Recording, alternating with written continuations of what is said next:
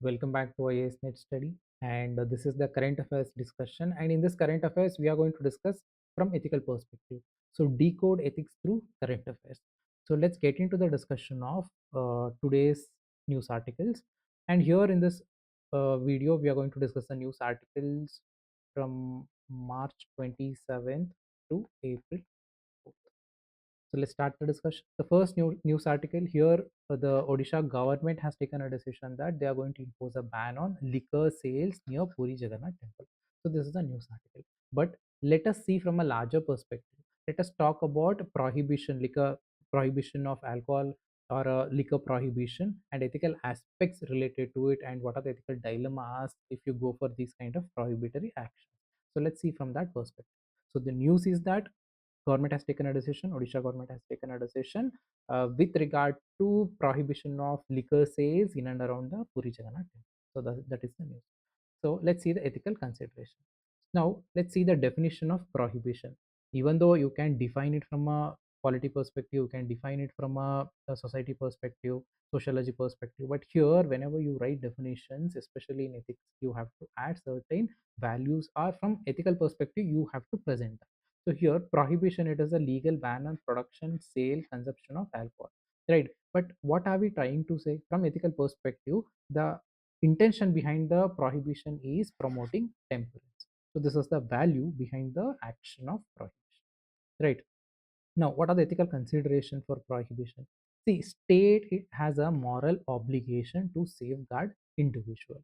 Safeguard individual. See, it is intoxicating drink, and constitution, it has been mentioned that it is a responsibility under the DPSP, it is a responsibility of a state to protect individual from intoxication, this kind of intoxication. So it is a legal obligation, it is a constitutional obligation, and it is a moral obligation to safeguard individuals. And the next ethical consideration, the next point is the from a utilitarian approach, it is utilitarianism, you know, that maximum benefit to maximum number of people, greater benefit to greater number of people. Here, by banning alcohol, by putting restrictions on the sales of alcohol, what government is trying to achieve? It is focusing on social welfare, it is focusing on societal welfare. The reason is that uh, domestic violence, it is linked to a alcohol consumption, and antisocial, so many activities are also linked to it, so many studies have also been showed that it is linked to it. So by curbing the sales of alcohol, or by putting certain restriction on sales of the liquor, so government is thinking about social welfare, so maximizing overall social welfare. So from the utilitarian approach, government is substantiating its stand. Even in your case studies also, if you are taking a stand, you have to substantiate your answers. So here, ethical consideration, under ethical consideration, the second point is under utilitarian approach, yes, it government is giving proper reasons for prohibitions, and banning it ethically prioritizes the rights and well-being of non-drinking family members. See, drinking, if I am a drinker, I can give the reason, it's my money, I have a freedom, I have autonomy, all these things. But whatever the people who are related to me, my family members, especially if there is a domestic violence, it is I am consuming alcohol, but the impact is on my family member. So it is not about only the person who is consuming the alcohol, the aftermath of consuming, and also the people who are not drinking alcohol, but they are facing the consequences, negative consequences of this alcohol. Now you are banning alcohol. Now you are considering their plight also. The family members. I am consuming alcohol. Now government has taken a decision to ban the alcohol. The government, it is not only thinking about my health, it is thinking about people who are not consuming, who are my family members, they are also impacted. So there is a ethical responsibility, there is a ethical priority, and it is going to promote temperance, it is going to promote the self control. See, alcohol, it is going to impact your decision making abilities, and it is going to erode your self restraint, responsibility, accountability, all these aspects. So by taking this decision of prohibiting or putting some kind of restrictions, what you're promoting the value of temperance, you're promoting the value of self control. And then the liquor trade is ethically problematic because ultimately it is the business, it is a business at the end of the day, and business here, the business activity is deriving money out of the addiction. It is deriving money out of the human weakness. So it is morally wrong, it is ethically wrong. So in order to correct this moral wrong and ethically wrong deeds, government has taken a decision to go for a prohibition. So the ethically it is wrong, and there is a moral obligation on a state under utilitarian approach, and to promote the values of temperance and to promote the values of self control, government has taken a decision. These are certain ethical consideration government has taken into the consideration for prohibition, right? These are the ethical consideration. Next, what are the ethical dilemmas? I told you that already. Even the consideration of ethical, while we discussing ethical consideration, see, it is my money and I have certain freedom, I have my autonomy, I can do whatever I want. So I am not robbing money from somebody else, I'm not taking money from somebody else, I'm using my own money, I'm earning it. Now I want to enjoy my life, so I am spending on it. And how can government put restrictions on this? So that is the one thing, individual liberty versus paternalism. Paternalism is the parental attitude of our government. So it is tell the attitude of what to do and what not to do. So that paternalism, one side individual liberty, another side there is paternalism. And then the under ethical consideration, I talked about utilitarianism, greater good to maximum number of people. It means that collective good. It is talking about collective good. But from a deontology perspective, I have certain rights, I have autonomy, I have freedom. Now it is impacting my individual rights. It is a duty of a government to protect the individual right. It is a DPSP is, it is a responsibility of state, and protecting fundamental rights, it is also responsibility of the state. Now there is a clash, there is a dilemma, collective good over individual rights. This is another ethical dilemma. And one thing, you these are all, rather than legal, these are all moral ethical concepts. Now you are legislating morality, fine, we still accept that one side. Another side is, you have to maintain that impartiality, you have to maintain that neutrality in a pluralistic society. Are you doing it? You're not doing it. So this is another ethical dilemma. And next is public health. Government is telling that yes, these are intoxicating drink and this is going to impact the health of an individual. One side we are prohibiting because we want to protect the public health. That is one argument. Another side, that I am earning, I'm working hard, I am earning, now I want to enjoy, I want to spend money the way I want. As long as it is not illegal and unethical, it's fine. So here there is a cultural freedom, economic freedom is guaranteed by constitution, but under the name of public health you are questioning the cultural freedom. In certain communities, it is accepted. Alcohol, usage of alcohol, it is very much accepted in certain communities, and these are cultural freedom given by entire the community has accepted these kind of activities, and there is a cultural and economic freedom. Now you are questioning this cultural freedom. So in the name of public health, you are questioning the economic freedom and the cultural freedom. So these are some of the ethical dilemmas for prohibition. I think this is it. First, we talked about ethical consideration. Ethical consideration is nothing but why is it necessary? Why did government take the decision? So that is the reason. Then ethical dilemmas. What are the conflicting values in your decision? So that is ethical dilemmas. Usually you can go for a ethical solution also, like balancing and all these things, evidence based decision making, these kind of things. Since we have talked about ethical solutions a lot of time, the same thing it is going to be repeated here also. That's the reason I've not added here. So I think that would be sufficient for this article. Let's move to the next one. The next article talks about paternity leave, and should men get paternity leave in India? This is the news article. We have a maternity leave, but now the article is talking about the paternity leave. So let's see from an ethical perspective. So let's talk about what exactly this article is talking about. Here, article mentioning that no central law is there in our country which sanctions paternity leave in our country. There is no central law. There is no one standard. This is one thing. And as for the central government employees, 15 days paid paternity leave under central civil service leave rules, and it can be usable within 6 months of child's birth or adoption. This is there under the central government employees, for the central government employees.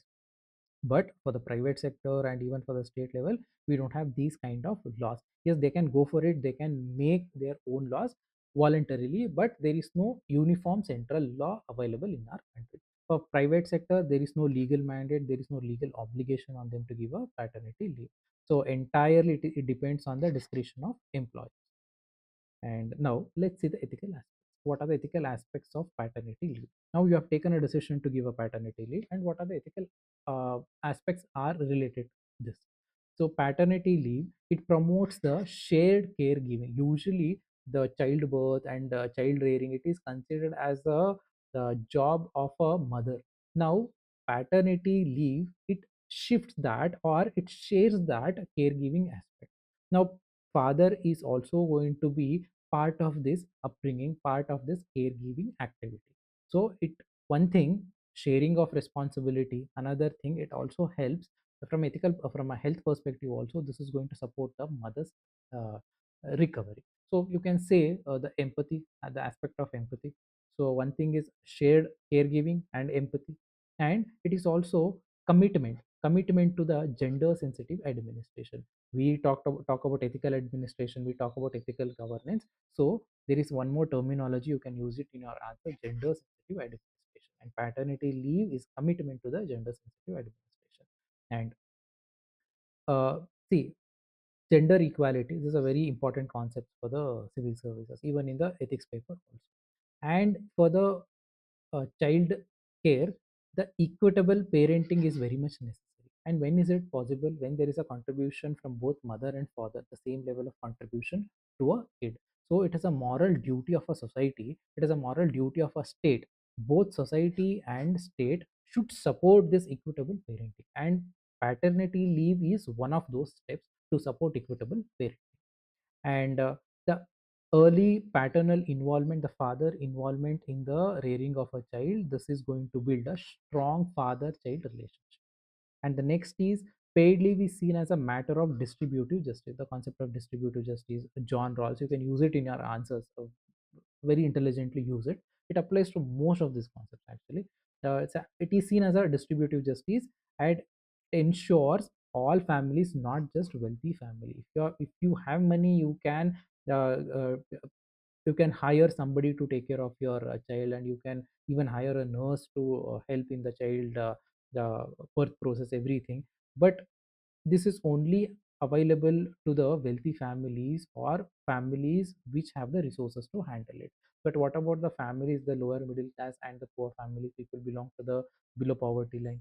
This paternity leave, this is going to impact them, this is going to be a very much helpful factor for these people. So it can,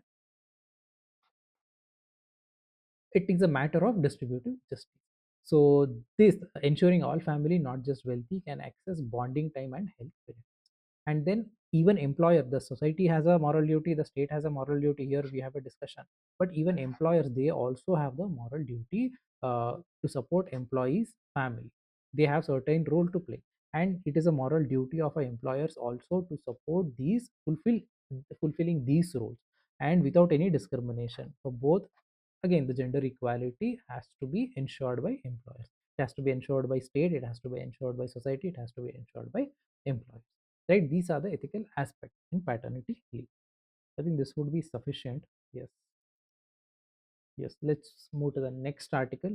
The next article talks about protecting the survivor's identity. Here the Supreme Court has given an observation, and in this observation it has noticed that there are people who are sexually violated, especially the minor children, the rape victims, they are there.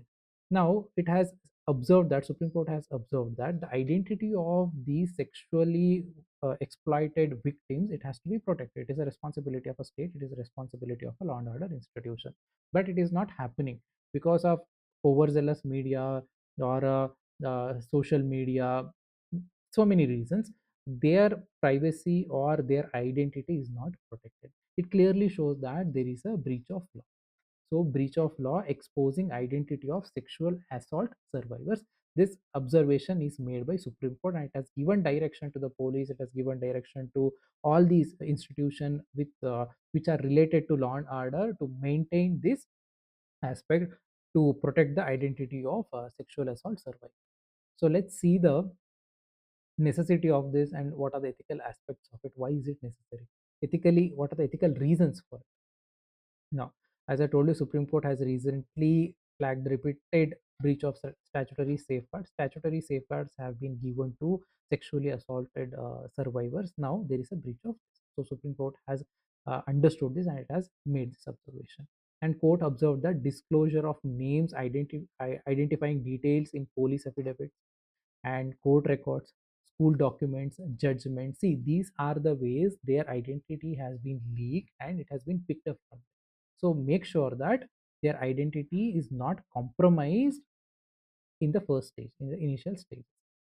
See, when it is compromised in the police record, police affidavit, that's where it goes to the media, that's where it goes to the social media. That initial stages, if you could able to curb these kind of leaking of information or being insensible, you can curb it to a very large extent. Now it emphasized the anonymity is essential to prevent stigma, trauma, and secondary victimization. Already they have been victimized once, and what you are doing is a secondary victimization, and you are not supposed to do. So it is your responsibility to protect their dignity. It is your responsibility to protect, to prevent them from having these kind of stigma, and it is your responsibility to protect from having secondary victimization. Right. Now let's see the ethical aspects. By leaking their information and by not protecting their privacy, what exactly you're doing, you are violating their dignity, you're violating their privacy, you're violating their dignity. So it will lead to the social stigma, it will lead to the secondary victimization that is not supposed to have. So your actions of breaching their privacy, it is going to impact the dignity, it is going to impact their right to privacy. Right to privacy, it has been mentioned under the article 21. You are going against the constitutional morality, you are going against the ethical morality, right? Ethical obligation. And then see, you, by releasing their names and by not protecting the confidentiality, by not protecting the privacy, uh, it clearly shows that there is lack of empathy, there is lack of compassion. So there is no value of empathy and compassion, and the general indifference that you have to give certain care to these sexual assault victims. But attitude of general indifference by police, by trial courts, it clearly shows that there is a failure of certain values. And what are these values? The lack of empathy and lack of compassion. And public servants are bound to follow ethical code of conduct. Say I am a public servant, I have to follow this. There are code of conduct, there are code of ethics. It is obligatory on me, mandatory on me to fulfill these conduct code, to fulfill these ethical codes. And am I doing it? See, integrity is one of the code of conduct. Integrity means whatever the law, I have to follow it. But here, if I am breaching this law, it means that I am not upholding this code of conduct. I am not upholding the foundational values. So it clearly shows that there is a weak accountability mechanism. I am not fulfilling my oath. I am not upholding code of conduct. And then you're not respecting the survivor's right to confidentiality and rehabilitation. Again, it impacts their dignity, it impacts their privacy, it impacts their they have the right to confidentiality, and you're uh, not respecting that, and it is going to impact their rehabilitation also. And then uh, see, as an institution, as a police department, if you are not fulfilling these privacy, if you are not upholding the dignity of individual, it means that you're not respecting the organizational ethics. Organizational ethics, you have to follow the rules and regulations. There should be an professional integrity. Are you upholding the professional integrity? Are you upholding the organizational ethics? No, it is not. This is another ethical aspect. Poor sensitization, inadequate training, uh, the culture that normalizes the violation, it is fine. The kind of apathy towards rules and regulation. So these are certain reasons for problems in organizational ethics. Then there is a ethical obligation. You have a legal complaint, you have a legal obligation. If court get to know that you are the person who leaked the information, action can be taken against you, right? But the thing is, beyond that legal obligation, there is ethical obligation also. So one side legal obligation, yes, you have to uphold this, you have to fulfill that. Along with that, you have ethical obligation also. So ethical obligation to act as guardians of survivors. The victim is there, you have to protect the right, you have to act as a guardian. But in turn, what you're doing is you're breaching the confidentiality, you're breaching the privacy, you're impacting the dignity. So these are certain ethical aspects of victimization or secondary victimization of sexually exploited service, right? I think this would be sufficient. Let's move to the next article. The next article talks about World Trade Organization. World Trade Organization here, see, you can connect this topic to ethics in international trade. Ethics in international trade. Uh, I think in the probity chapter, I think in the last chapter, you have this ethics in international relationships, ethics in international trade. Two separate topics have been mentioned in your syllabus, and here you can directly connect to the ethics in international trade. Now, again, the discussions are going on in WTO. Some of the countries they are supporting few things, and some of the countries are against these things. Developed countries are requesting few things. Developing countries are not happy about it, and they are opposing it. This is what happening. But now let us focus on what are the moral values, what are the ethical values need to be focused in international trade. So how fresh talks unveil deep fault lines between rich and developing nations. Again, ethics in international trade. So the WTO ministerial conference is happening in the, I think it's held in the Cameroon, and it has exposed there is one side developing countries, another side developed countries. Now they want to establish, usually WTO means it is regarding the global trade rules. It is getting updated in a regular basis. Now developed countries want something, developing countries want something else. So how global trade rules mean to, usually what are the basic values for a trade rules? The fair and multilaterality. But these values of fairness, these value of participatory multilateral, it's nothing but participatory and equitable access, all these things. So multilateralism and the fairness, this is getting questioned and increasingly strained by competing interests. These one set of group of country, their interest, if personal interest is different, another set of country, their personal interest is different. The factor of power imbalance, the rich countries, they have the more power, they can manipulate the things. So again, the power balance is visible, and differing development priorities. Because of all these reasons, the value of fairness, value of multilateralism, it is getting questioned. Somewhere it looks like it is getting compromised. Now, two main aspects: the one is agricultural subsidies, second one is differential treatment. This is the major contention, issue of contention between developing and developed countries. What is that? Agricultural subsidies, developing country, sorry, rich countries, they are telling that developing countries like India, they are giving a lot of agricultural subsidies. Because of that, it is distorting the international agricultural trade. This is their argument. But developing countries, what they are telling is, these rich countries, they've given subsidies long ago.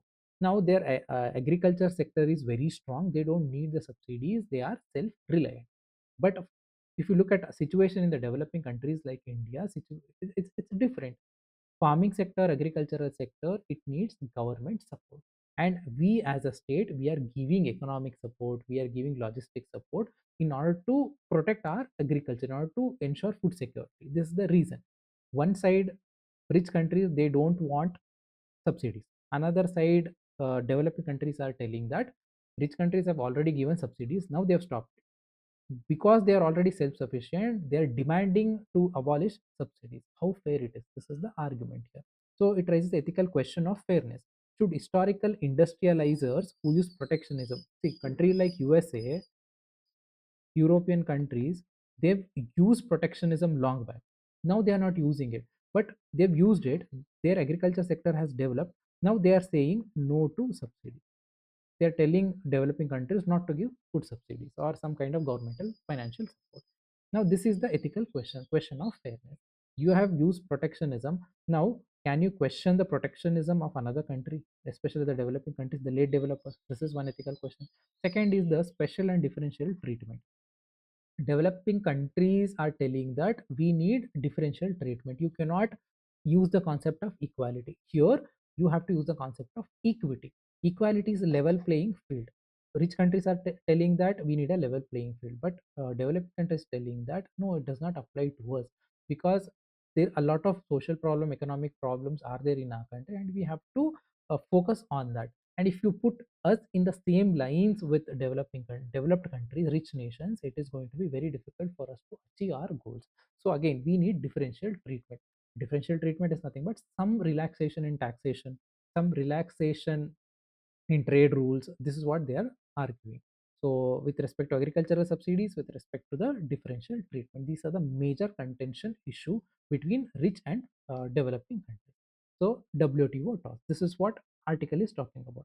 Now let's see the ethics in international trade. This is the topic, it's there in your syllabus. Let us directly get into the discussion of what are the ethics we need to follow in international trade. The same thing can be applied even to this news article also. The first and foremost, justice and fairness. Fairness is what? The concept of equity and equality. Fairness is what you have to apply, what serves better. You have to go for that, not the level playing field in every circumstances. So it is up to the situation. So concept of relativism here. So fairness and justice, equal opportunities for all countries, especially developing nations. Then the concept of equity, that is what we are talking about, special and differential treatment for poorer nations.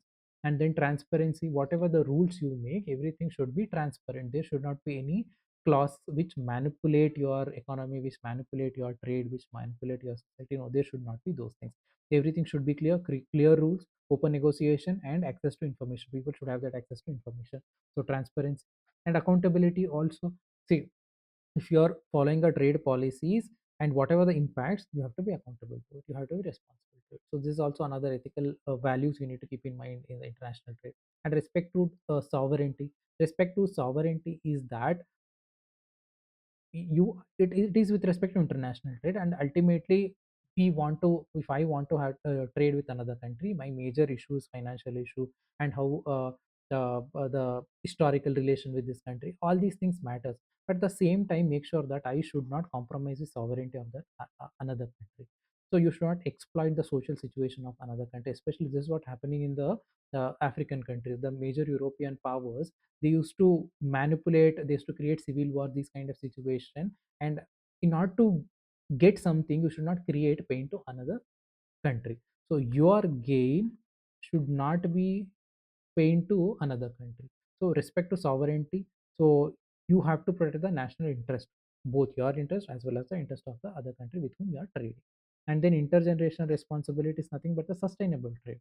Make sure that whatever trade, there should not be over trading, that you should you should consider the intergenerational justice, also intergenerational responsibility. So it is like sustainable development. Use it as much you want, at the same time make sure that you leave these resources for the future generation also. And even intergenerational responsibility, it is also the same thing. Trade should not harm environment or future generation. So these are certain ethical values you need to keep in mind in international trade, right? This is with respect to this article. Let's move to the next article. The next article, it is anti-honor killing bill, and this bill is passed by Karnataka government. And I think we had a discussion in the last video also. I am not sure because this is continuously coming in the news. Anti-honor killing bill. So what exactly the news is? Karnataka, the name is very big name. I'll go through with the name. Karnataka's Freedom of Choice in Marriage and Prevention and Prohibition of Crimes in the Name of Honor and Tradition Bill 2026. It is passed by both the House of State Legislature.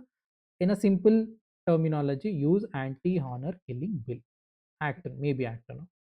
And it directly protects the right to choose one's life partner. Especially this applies to the inter-caste marriages, inter-religious marriages.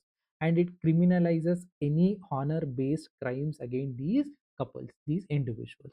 So it upholds the value of individuality, the right to choose one life partner, and it criminalizes any honor based crimes.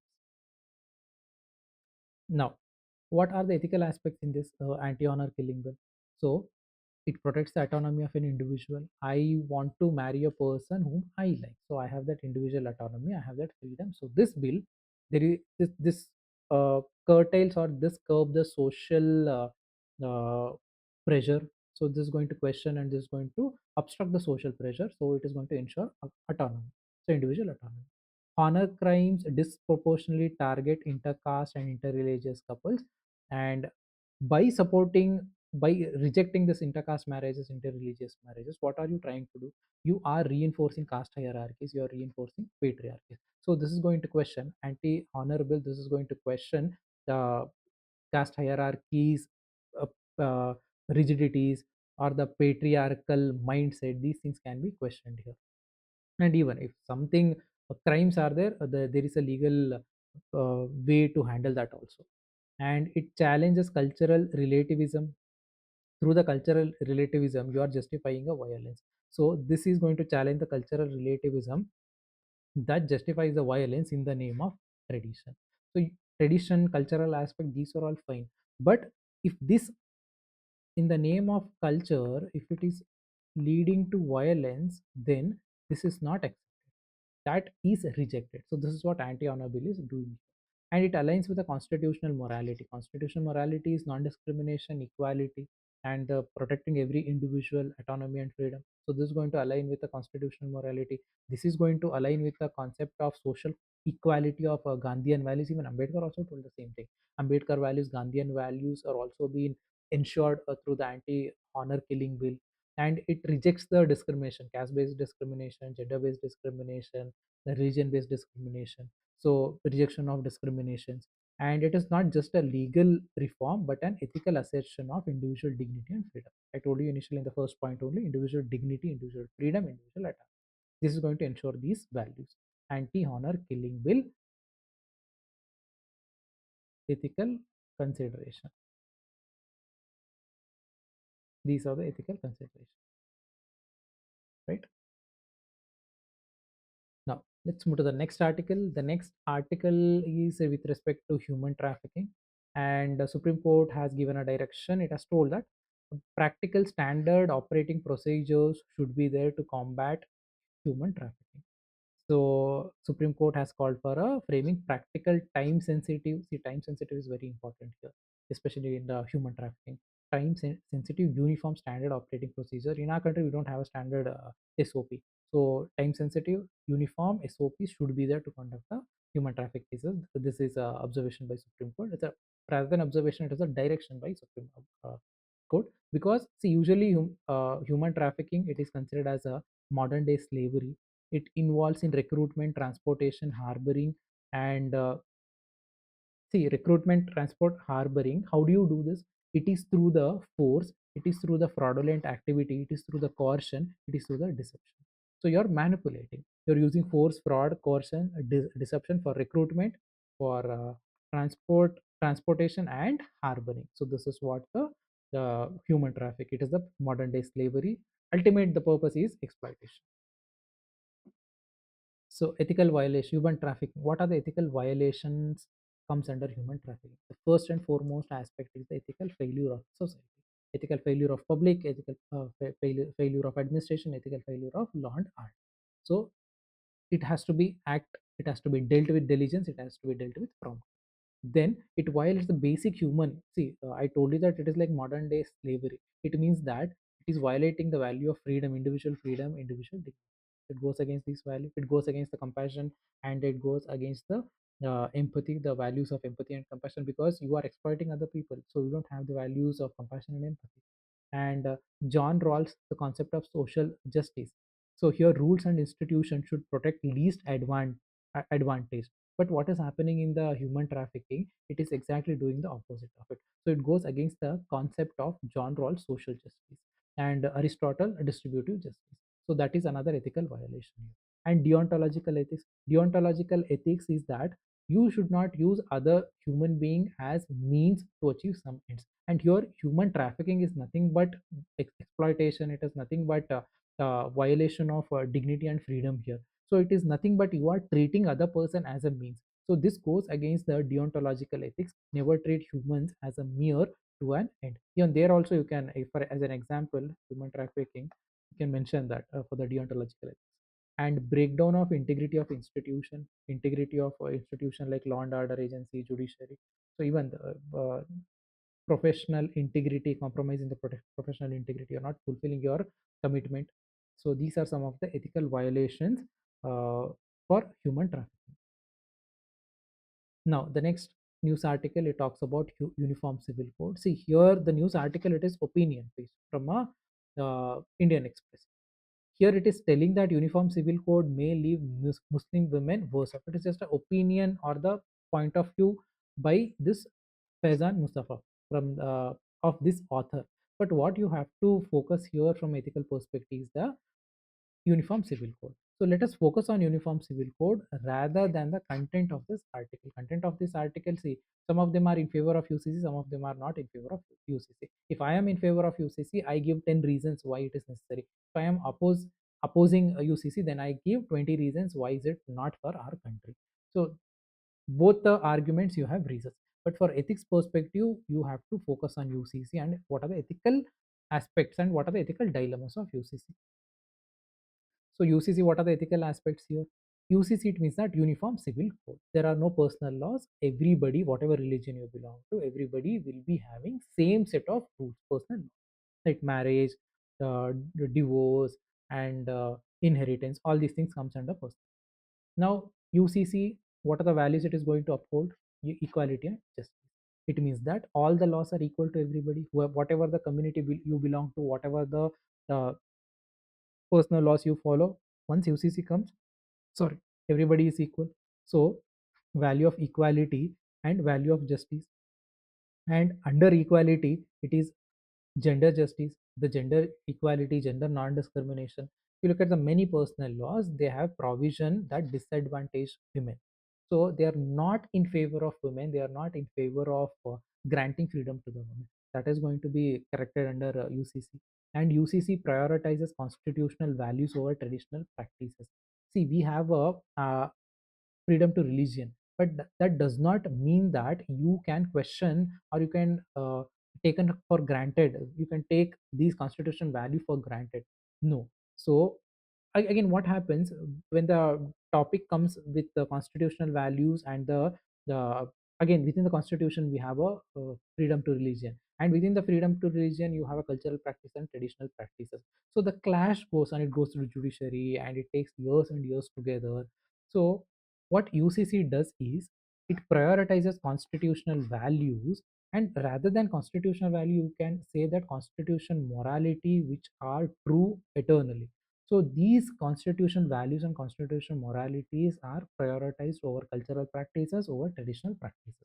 And it promotes secularism. Secularism is one among the core philosophy of our constitution. So UCC is going to ensure secularism at the ground level in the true sense. And one law for all citizen, it creates some kind of common identity. So now there is no distinction. Your personal law, my personal law are different. No, it is not the it is not the See, it's not the case. Now everybody will be having same personal laws and it creates some kind of common identity. So UCC eventually may lead to a common identity. These are some of the ethical aspects. So what are the values? Equality, gender equality, justice, gender justice, constitutional morality, secularism, common identity. So these are certain ethical aspects we can ensure through UCC. Now, even though there are so many ethical positives are there, but there are some ethical dilemmas are also there in UCC. And what are these ethical dilemmas? One side, uniformity, everybody will be having a same law, common identity. But at the same time, India is known for its diversity, multi-ethnicity, multilingual, and a tradition. Every 100 kilometers, you see different tradition, some changes in languages, different dialect, all these things, different dressing style, food habits. There's a diversity. That's the beauty of India. But by going through UCC, are you going to compromise your diversity? This is one thing. Second thing is equality. Yes, I am in the last slide also we talked about equality, justice, gender justice, all these things. That is fine. We accept that. Another side, the same constitution talks about freedom of religion. Now, which value do you consider, whether it is a freedom or equality? Which value do you give the more weightage here? There is a dilemma. Then state intervention versus community autonomy. See, UCC more it looks like social. So now the question is, for social reform, it has to start within the community only. Whatever the external restrictions you put, it is not going to be that much effective if it is not accepted by the people. See, government, we have a dowry, we have a law against child marriages, but it is still happening in our country. What is the reason? There is no social acceptance. Now government is going for a UCC, it is state intervention, but at the same time community, you are taking the autonomy of community, and is it going to be uh, effective if it's not accepted by community? That is the question, that is the dilemma here. So these are some of the ethical dilemmas. And the last article, Jan Vishwas bill. Jan Vishwas ethos is about state placing the citizen first, taking a step back. I'll tell you what exactly is Jan Vishwas bill in a simple words, and then we'll see the ethical aspects. So Jan Vishwas Amendment of Provision Bill 2026, it has taken a decision, government has taken a decision that they are going to amend 79 to around 80 central laws. In that 80 central laws, they are amending 784 provisions. And what exactly they are amending? For very small mistakes or small petty crimes, very serious, what do you say, punishments were there. Now government has taken a decision that for these kind of small mistakes, bona fide mistakes, I can say, government has taken a decision to decriminalize all these minor mistakes or technical mistakes or procedural offense. If the offense is minor, if offense is technical or procedural, then it can be decriminalized. So this is the intention. Already the in 2023 Jan Vishwas Act, it was passed. Even at that time, government has taken a decision. They've amended 42 laws and they've amended 183 provisions. So they have decriminalized 183 provisions. Now the ambit, it is going to expand now. Now the reason here is that, see, one thing, uh, before, even for a small violations like traffic violation, environmental procedure defaults, and regulatory non-compliances, if these kind of minor offenses, punishment was imprisonment or very heavy fines. Now these things have been changed.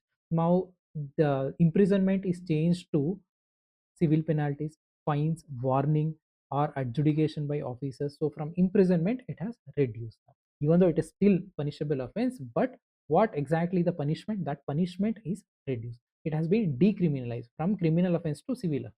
So that is the thing here. By doing this, what is the value we can see here?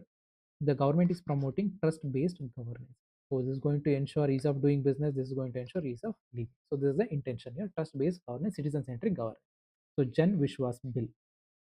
Now, what are the ethical aspects here? The first is proportionality. So there was a disproportionate punishment before. Now, if there are honest mistakes or if there are bona fide mistakes, then these kind of things can be ignored. So this is the act of proportionality here. So you are not going to give a life imprisonment for a minor offense. So proportionality has to be considered here. So this is one thing. And then trust-based governance. So it is going to promote the ethical idea of citizens and business, that turning culture of fear to voluntary compliance. So the you're making people a law abiding, the culture of fear, you're changing it into a voluntary compliance. This is one thing. And access to justice. See, these kind of minor small cases go to a justice system and it is going to clog the judiciary. So these things can be, uh, by decriminalizing this can unclog the code. These kind of minor cases can unclog the code. In turn, the access to justice, it is going to be ensured. And shift from punitive complaints, fear-based complaints to trust-based complaints. So fear-based complaints to trust-based complaints here. And it promotes mutual trust between state and citizens. So state is also giving an opportunity to the people to correct what they have done. By it's an opportunity, second chance given by the government. So the mutual trust between state and the citizen, right? What are the ethical concerns here? The first and foremost is you are decriminalizing these things. By decriminalizing these things and by changing into the financial, that penalties or some kind of fees, so this create some kind of leniency. The decriminalization, it can weaken the deterrence. This is one thing. And there is a risk of inequality. See, if I have money, I can pay it and I can get rid of it and I keep on doing it. But what about the people who are financially not very strong? Even paying these fines, it is big question mark for them. So risk of for rich people it is easy, this decriminalization, but it is not going to make any big change or any big impact for the poor or vulnerable sections. So risk of inequality, and it is going to question the deterrence. And the third, converting criminal liability into mere fine could weaken the moral and legal deterrence. The same thing that all again replicated here. And justice and revenue trade-off. See, ultimately it looks like what government is trying to do is it wants to generate revenue out of these kind of mistakes. uh, Maybe it is a bona fide mistake, but still intention looks like government want to make money out of it. So prioritizing administrative convenience and revenues over retributive justice, it looks like this. So these are some of the ethical concerns: risk of inequality, question the legal and moral deterrence, and questioning the retributive justice. This is it for the day, guys, and thank you so much for listening. And like the video, subscribe to the channel. I'll see you guys in the next week's current affairs, decode current affairs through decode ethics through current affairs. Thank you so much. I'll see you guys in the next video. Have a good day.